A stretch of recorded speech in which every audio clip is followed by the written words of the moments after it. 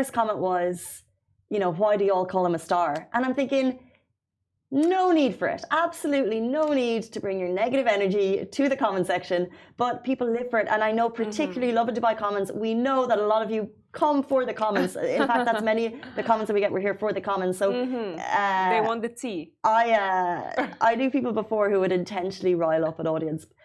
You know, like they'd intentionally put in something a bit triggering. Okay. Very funny.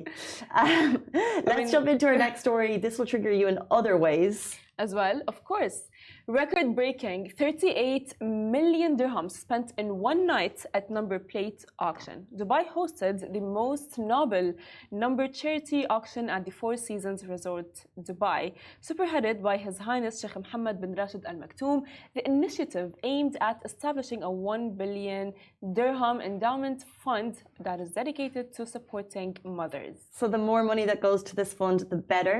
Organized by Mohammed bin Rashid Al Maktoum Global Initiatives MBRGI in collaboration with Emirates Auction, and of course supported by Dubai RTA, Etisalat and Do. The event had 31 special numbers. So you actually get notified about these in advance. So if this is your jam, you can go onto the RTA and they'll tweet that these number plate auctions are happening. You might need to register in advance. So bidders, including leading businessmen and women, philanthropists, they engaged in these truly spirited auctions. This is one video of a number plate that went 3.2 to showcase their commitment to this cause, because of course the money goes back into charity. Now the coveted V39 plate fetched the highest bid of 4 million dirhams, while an astounding of 38 million dirhams was raised to the Mothers Endowment campaign. Additionally, a multitude of unique numbers found new owners as they were sold during the event. So this always brings me back to the Abu Sabah story. So yes, I remember. He's the only person that I've actually spoken to who has been to, like, there's a lot of you out there, but there's who's been to one of these auction plates, and the number that he paid for the number 5 number plate was record breaking at the time. He paid 33 million dirham. Yes, and it all went to charity. And the reason why was because he said everyone in Dubai, apart from me, you and Farah, drive Rolls Royces. So when you get up to a hotel, you're a guy in a Rolls. That is so true. His reasoning was the money goes back into charity, and people will know who I am when I come up in that number 5 number plate. People will know I have prestige. People will know I've built a successful business. People know I have an empire, and that was his reasoning for putting the money into it. But it's a thing here. It is very much a thing here. I mean, like when you're driving in Dubai, all that you can see are those plate numbers. A lot of plate numbers are very, I would say, special, with like a lot of 222s or a lot of 333s and a lot of 777s, you know, and it makes me happy. Like, oh my God, that's such a special number, you know.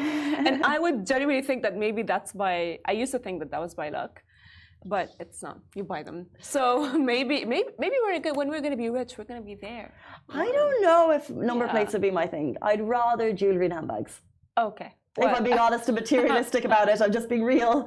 I'd rather put money into my skincare than into a number plate on my car. It's just, because I think it's part of a culture here, maybe. I remember speaking to one of the guys about it before, and therefore it's your interest, but it's just not mine. So I don't think you'll ever see me dropping money on a number plate. I mean, I don't know. That's a very valid point, Casey. Never say never, but I just don't see it. That is a very valid point, Casey. Maybe I should think about where I'm going to be spending my money later on. maybe I don't know. But I don't know. Just like the fact that the money that you're putting is going to charity itself just like makes you feel good. While I'm already having a very special plate number, that is good. But I don't know if I would pay for it. Have you ever seen? I don't know if. Okay, first question. Okay. Have you seen all of the Friends episodes? Okay, no, she hasn't. A secret? I don't like Friends. It's a different generation. But there's one episode where Phoebe, who's one of the main cast members, she's a do-gooder, and she says, oh, someone help me with this phrase, no good deed. So every good deed, you get something back from it. Yes. So then the episode was, I think, Joey or someone trying to go through and find a good deed. Oh, no, it was Phoebe trying to go and find a good deed that doesn't make you feel good. So it's like, is it even a good deed if you're getting something from it? So I'm spending, I'm money going to charity, but I still get one of the hottest number plates in town. How much of a good deed is it? I put money into a charity, but I feel good about it. Do you know what I mean? So like, deep. Is there any good deed that doesn't act that makes you? How about you go and you toil and you build an orphanage? But I'd still feel good about that, and I'd probably love the experience. So that's very deep. That is very deep. I mean, I never thought about it, but by the way, I do agree with that. I do agree with that quote from Phoebe, from Friends, because by the way, a lot of my friends watched Friends, but I don't know, I just like didn't really vibe with it. But that is actually very valid. It does make sense. I don't know. I feel like a good deed is like if it's in your intention that you would want to, if the point is a good deed to help someone, then it's going to be counted as a good deed. And then you feel good from it, and then therefore you have to go back to the starting plate. Yeah. So we jump.